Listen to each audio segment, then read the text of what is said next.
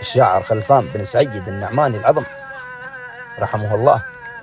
أرسل مقصب إلى الشاعر محمد بن سيف الندابي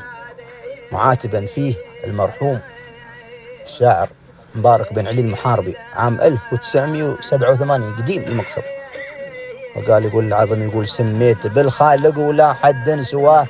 يلي اصطفى محمد من زد الرسل وصلوا على نبيكم يا عباد الله يشفع لنا يوم التغابن والنكل. أفضي بسلامي على أهل الكرم والجاه أهل المعزة من كبير ومن طفل بتحية ملهوب إلى شرقية ما للمطربية من محلي لا محل بحايي بالوالي وبحايي بالقضاء أهل الكرم واليود وأصحاب الفضل لساكن الفرفارة من حضر وبداه بتحية تروي المنازل والنخل أهنا من العذب ومن القطر ونداه وأحلى من النحل المصفى من الزغل وأخص بن سيف وربوعه لي حذاه لحاميين الدير بسيوف ونصل. هلا يقول له قال لابن سيف لي مشيد هالقصر وبناه حوش وحواشين ودكاكين وسبل ساعة زقرني أسرع من لوحة عصاه جيت بسراعه من بلادي منتقل قال لي تذمر في العبر وركبت بياه عن صاحبي ما يردني بعد وشغل تركت شغلي كل شيء علامتك ساعة أمر علينا تركت العمل ونزوى لقينا وفي لبها البصل ريناه وريل حمل ريحانه وكتاب نشل ساعة وصلنا قلنا مرحبا وحيا والضيف ما يلي تشرط في الأكل فوق المعيشة يشترط يبال لنبا هذاك ما يحاتي مروة ولا خيل سمعته مبارك ناوي فضلنا يوطاه ومعنى الفضل عزيز وما يداس بنعل فبساطكم هيش أسوي من سواه لأن العظم زاد العقل فوق العقل من شيخ ومن عشيره يودكم منساه لين الأربعة يشلوني شلل لي مرتضي بحالي حالكم مرضاه ما أقدر أدخل في سم الخياط أجمل الله أكبر. يقول لي مرتضي بحالي حالكم مرضى ما أقدر أدخل في سم الخياط أجمل هذا مثالي فهمه أوله وقصاه كل حرف منه على طرق السلام يدل هذا الوفق يلي توفق لي شراه باغ المقضماني وتقدى لي الشكل ولا تلوموني يا ربع الشكل ما با بن سيف ما باع المقضماني بدل.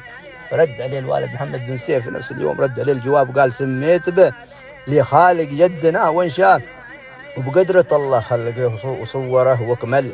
ومن بعد مدت كاملت فيه الحياة ومرملا يكتب سجوده وتبتهل وحول كريمة خلقت من جسده وعضاه وبلا تعب ومحنة ولا ضيق وملل واثني على طه النبي بس كالصلاة وسعد من صلى الفرايض والنفل وقم يا ظنيني جيب لي قلم ودواء اكتب كتابي وشله تسريب اللبل وابصد حمام باسل مكعام العدا خلفان بن سعيد يا زاكي الأصل يفرح فواده ساعة من الخاطر ضواه من بيت عالي أعلى من نجم الزحل بالعلم ساس مشيد من مبطين وحصاه بالعلم ساس مشيد مبطين وحصاه والمجد على صاحبه ما ينفصل يا والدي تفضل هيش اللي تباه خطك وصل وقريته وفهمت المثل في كل ليلة قمت أتصفحه وأقرأه الله أكبر ليل ونهار وكل مكان أنتقل عالق في قلبي وكل يوم يزيد أغلاه مثل الذهب غالي وثمنه ما نزل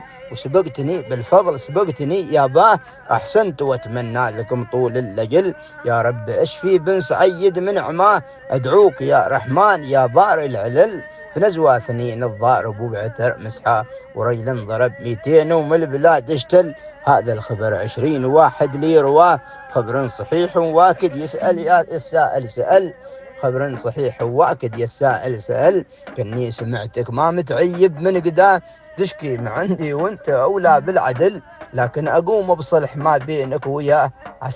عسى تفوضني وما يخيب الأمل وانتو في قلبي يلكم تقدير وجاه ويلكم حشمة دائمة ما تضمحل وخلي فوادك أثقل من قبل سيناه أوصيك لا تأخذ أمورك بالعجل عسى يا أبوي هذا يرضيكم عسى وتقبلوا التحية يا أهل الفضل وتم الكلام بينهم.